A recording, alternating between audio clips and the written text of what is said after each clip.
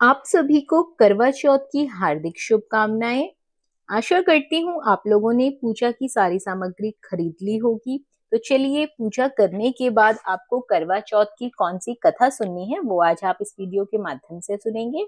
तो कथा को पूरा जरूर सुनिएगा, क्योंकि करवा चौथ के व्रत में पूजन करने के बाद कथा सुनने का बहुत ज्यादा महत्व है। यदि आप लोग कथा नहीं सुनते हैं तो व्रत अधूरा माना जाता है। करवा चौथ का व्रत सुहागिन महिलाएं और अविवाहित लड़कियों के लिए बेहद खास होता है, क्योंकि ये अविवाहित लड़कियां विवाह के योग बनते हैं व्रत रखने से, और जो विवाहित महिलाएं होती हैं उन्हें अखंड सौभाग्य का वरदान मिलता है। साथ ही साथ उनके पति की आयु लंबी होती है। तो चलिए कथा को शुरू करते हैं। दोस्तों, कथा सुनने से पहले आपको अपने सामने इस प्रकार से एक कलश रखना है और हाथों में 13 दाने चावल के लेने हैं, या आप गेहूं के भी ले सकते हैं। थोड़ा दुर्वा घास ले लीजिए।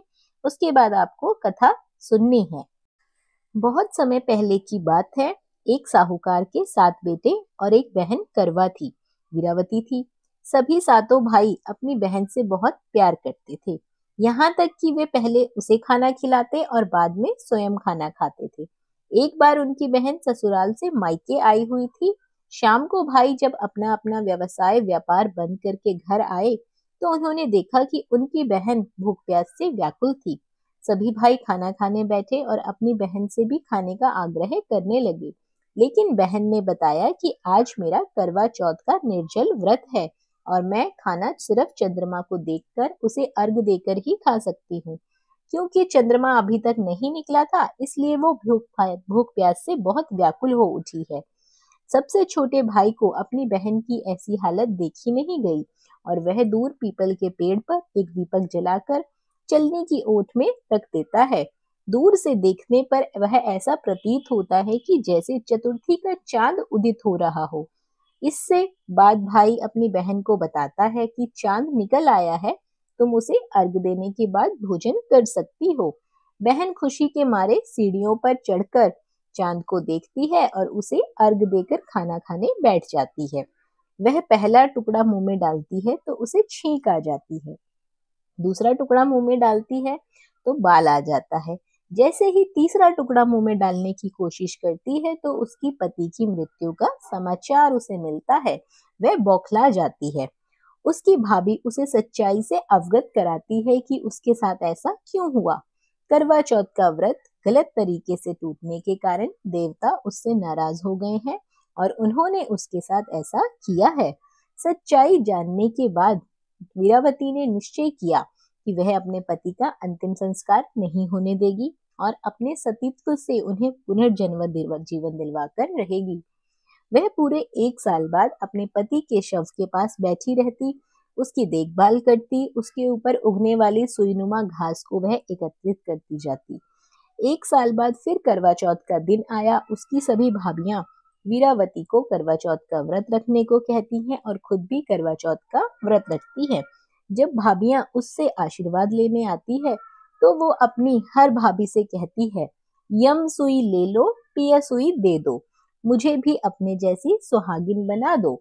ऐसा आग्रह वो करती है, लेकिन हर बार उसे अगली भाभी से आग्रह करने को भाभी कहकर चली जाती है। इस प्रकार जब छठे नंबर की भाभी आती है तो वीरावती उससे भी यही बात दोहराती है। ये भाभी उसे बताती है कि चूंकि सबसे छोटे भाई की वजह से उसका व्रत टूटा था, अतः उसकी पत्नी में ही वो शक्ति है कि वह तुम्हारे पति को दोबारा जीवित कर सकती है।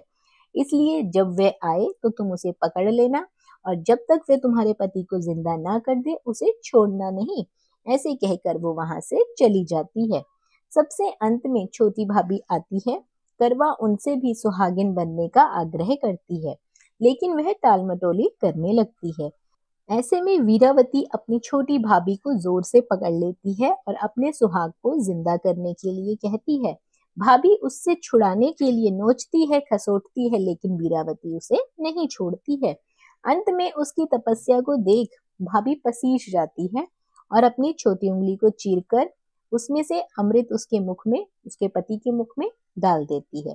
करवा का पति तुरंत श्री गणेश कहता हुआ उठ जाता है। इस प्रकार प्रभु कृपा से उसकी छोटी भाभी के माध्यम से वीरावती को अपना सुहाग वापस मिल जाता है। हे श्री गणेश, माँ गौरी, जिस प्रकार आपने वीरावती को चिर सुहागन रहने का वरदान दिया है, वैसे ही सब सुहागिनों को ऐसा वरदान देना। ये थी करवा चौथ की पहली कथा। दूसरी कथा इस प्रकार है। एक बार पांडुपुत्र अर्जुन तपस्या करने नीलगिरी नामक पर्वत पर गए। इधर द्रौपदी बहुत परेशान थी। उनकी कोई खबर न मिलने पर उन्होंने कृष्ण भगवान का ध्यान किया और अपनी चिंता व्यक्त की।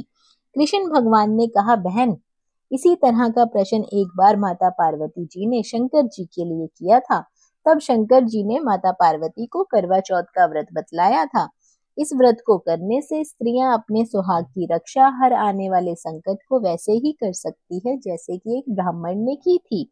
प्राचीन काल में एक ब्राह्मण था, उसके 7 लड़के और एक गुणवती लड़की थी।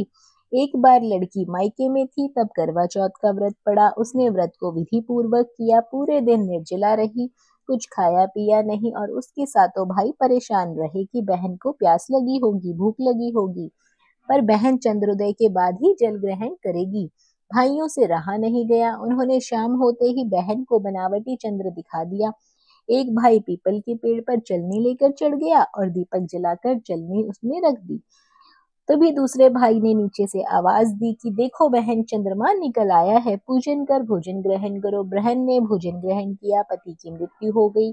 अब वह दुखी हो विलाप करने लगी। तभी वहां से इंद्राणी रानी आई।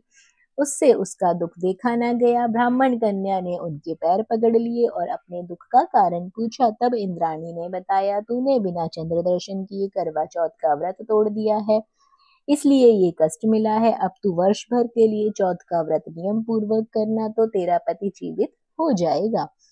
उसने इंद्राणी के कहे अनुसार करवा चौथ का व्रत तो किया और वह पुनः सौभाग्यवती हो गई। इसलिए प्रत्येक स्त्री को सदा सुहागन रहने के लिए करवा चौथ का व्रत जरूर करना चाहिए।